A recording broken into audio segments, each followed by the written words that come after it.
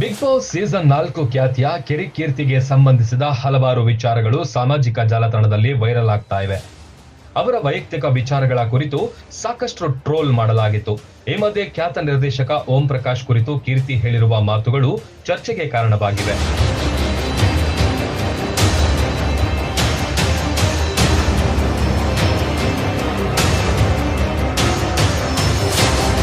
ಕೆಲವು ದಿನಗಳ ಹಿಂದೆ ಖಾಸಗಿ ವಾಹಿನಿ ಸಂದರ್ಶನದಲ್ಲಿ ನಿರ್ದೇಶಕ ಓಂ ಪ್ರಕಾಶ್ ತಮ್ಮ ಮುಂಬರುವ ಸಿನಿಮಾ ಕಿರಿಕೀರ್ತಿ ಬಿಡುಗಡೆಗೆ ಏಕೆ ತಡವಾಗ್ತಿದೆ ಎಂಬ ವಿಚಾರವಾಗಿ ಮಾತನಾಡಿದ್ರು.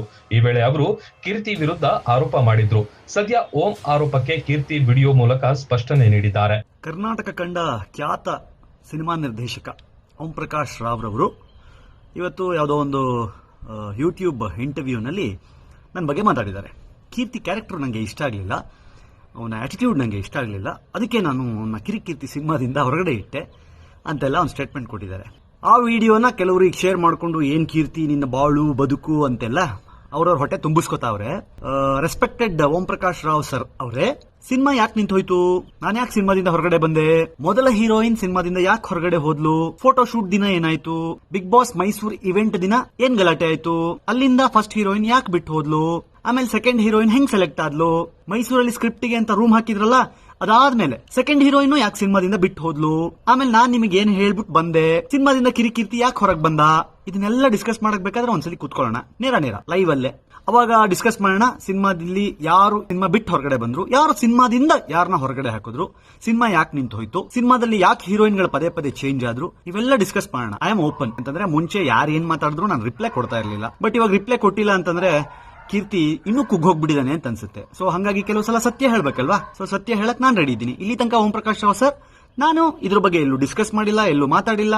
ನೀವು ಸ್ಟಾಪ್ ಮಾಡಿದ್ವಿ. ಅದಾದ್ಮೇಲೆ ಇನ್ಫ್ಯಾಕ್ಟ್ ನಾನೇ ನಿಮಗೆ ಫೋನ್ ಮಾಡಿಯೋ ಮಾತಾಡಿದ್ದೆ. ಹೇಗಿದ್ದೀರಾ ಸರ್, ಆರಾಮ, ಚೆನ್ನಾಗಿದ್ದೀರಾ ಅಂತ ನಾನೇ ನಿಮಗೆ ಫೋನ್ ಮಾಡಿಯೋ ಮಾತಾಡಿದ್ದೆ, ನಿಮ್ಗೆ ನೆನಪಿದ್ರೆ. ಆಯ್ತಾ? ಇವಾಗ ನೀವು ನನ್ನ ಬಗ್ಗೆ ಸ್ಟೇಟ್ಮೆಂಟ್ ಕೊಡ್ತಾ ಇದ್ದೀರಲ್ಲ, ಸರಿ ಬನ್ನಿ ಬೇಕಾದ್ರೆ ಎದ್ರ ಬದ್ರ. ಇವಾಗ ನಿಮ್ ಕಿರಿಕೀರ್ತಿ ಅನ್ನೋ ಹೆಸರಲ್ಲೇ ನೀವು ಸಿನಿಮಾ ಮಾಡ್ತಾ ಇದೀರಿ, ಸಿನಿಮಾ ಕಂಪ್ಲೀಟ್ ಆಗಿದೆ, ಓಕೆ. ನೀವು ಅದನ್ನ ಪ್ರಮೋಷನ್ ಬಳಸ್ಕೋತೀರಾ, ಬಳಸ್ಕೊಳ್ಳಿ, ಪರವಾಗಿಲ್ಲ. ಆದ್ರೆ ಯಾರ ಬಗ್ಗೆನಾದ್ರೂ ಬೆಟ್ ಮಾಡ್ಬೇಕಾದ್ರೆ ಒಂದ್ಸಲಿ ಯೋಚನೆ ಮಾಡಿ ನೀವು ಏನ್ ಮಾಡಿದ್ರಿ ಅಂತ, ಓಕೆ? ಇಲ್ಲಾಂದ್ರೆ ಇಷ್ಟು ಧೈರ್ಯವಾಗಿ ನಾನ್ ವಿಡಿಯೋ ಮಾಡಲ್ಲ. ಅಲ್ವಾ ಓಂ ಪ್ರಕಾಶ್ ಸರ್? ಒಳ್ಳೇದಾಗ್ಲಿ ನಿಮ್ ಸಿನಿಮಾಗೆ, ಕಿರಿಕೀರ್ತಿ ಸಿನಿಮಾಗೆ. ಹೌದು, ನೇರ ಮಾತುಗಳಿಂದ ಸದಾ ವಿವಾದಕ್ಕೆ ಸಿಲುಕಿ ನೆಟ್ಟಿಗರ ಆಕ್ರೋಶಕ್ಕೆ ಕಾರಣವಾಗುತ್ತಿರುವ ಕೀರ್ತಿ ವೈಯಕ್ತಿಕ ವಿಚಾರಗಳು ಸೋಷಿಯಲ್ ಮೀಡಿಯಾದಲ್ಲಿ ಹರಿದಾಡ್ತಾ ಇದೆ.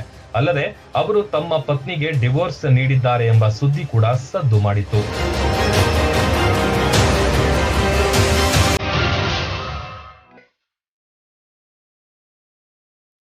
ಬೆನ್ನು ನೋವು, ಎಲುಬು ನೋವು, ಕೀಲು ನೋವುಗಳಿಂದ ತೊಂದರೆ ಅನುಭವಿಸ್ತಾ ಇದ್ದೀರಾ? ಈಗ ಚಿಂತೆ ಬಿಡಿ, ಇದಕ್ಕೆಲ್ಲ ಒಂದೇ ಸ್ಥಳದಲ್ಲಿದೆ ಪರಿಹಾರ. ನಮ್ಮಲ್ಲಿ ಸಂಧಿವಾತ, ವಕ್ರಪಾದ, physiotherapy, ozone therapy, digital x ray, ECG, neural therapy, prolotherapy ಸೇರಿದಂತೆ ಇತರೆ ಸೇವೆಗಳು ಲಭ್ಯ ಇವೆ. ಹಾಗಾಗಿ ಇನ್ಯಾಕೆ ತಡ? ಶ್ರೀ ಸಾಯಿ ಆಸ್ಪತ್ರೆಗೆ ಹಿಂದೆ ಭೇಟಿ ನೀಡಿ. ವೈದ್ಯರು doctor Amit Mullur, talkies road, bus stand ಹತ್ತಿರ, ಲೋಕಾಪುರ. Phone number 08350000946 6362394484.